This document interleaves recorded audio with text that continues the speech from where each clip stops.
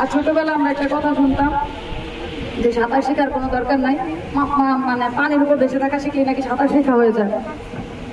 কিন্তু যখন বিভিন্ন সাঁতার প্রতিযোগিতায় যাওয়া শুরু করলাম তখন আমরা আসলে বুঝতে পারলাম যে সাঁতার আসলে একটা মানে খুব বড় ধরনের আর্ট। এখন যেখানে বাটারফ্লাই সাঁতার, সেটাতে কিন্তু দুই হাতে একসাথে বাটারফ্লাইয়ের মতো করে সাঁতার করে, তখন কিন্তু আবার একটা আগে পরে করলে হবে না। আবার ডুব সাঁতারে সেইখানে কিন্তু যে হাত পা মনে হয় একটু করে রেখে শুধু ডুব দিয়ে দিয়ে সাঁতার দেয়, সেইখানে কিন্তু আবার হাত পা চললে সাঁতার হবে না। সেই ক্ষেত্রে সাঁতার যে একটা আর্ট, এইটা যে একটা শিল্প। এবং সাঁতার আমি যখন অলিম্পিক মানে বুঝি বা দেখি, অলিম্পিকের আমি সব ইভেন্ট, অলিম্পিক তো অনেকদিন ধরে হয়, অনেক ইভেন্ট হয়, সব ইভেন্ট অলিম্পিকে দেখতামও না।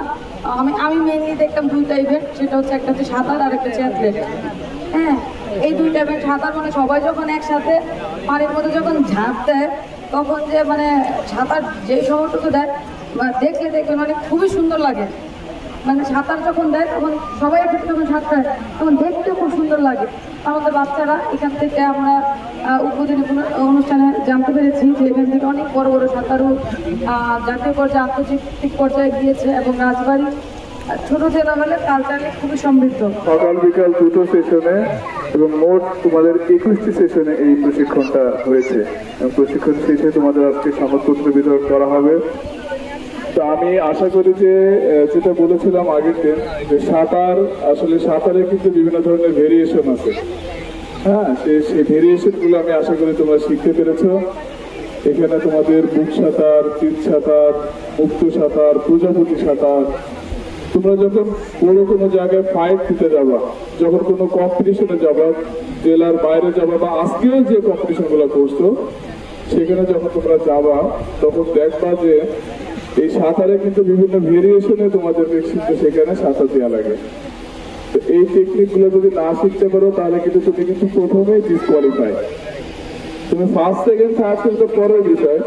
এখন তুমি মুক্ত সাঁতারের জায়গায় দিয়ে দিলা যে আর একটা সাঁতার, প্রজাপতির সাঁতার, তাহলে তো তুমি প্রথমে ডিসকোয়ালিফাই হয়ে গেলা। তো এই জিনিসগুলো তোমাদের শেখানো হয়েছে।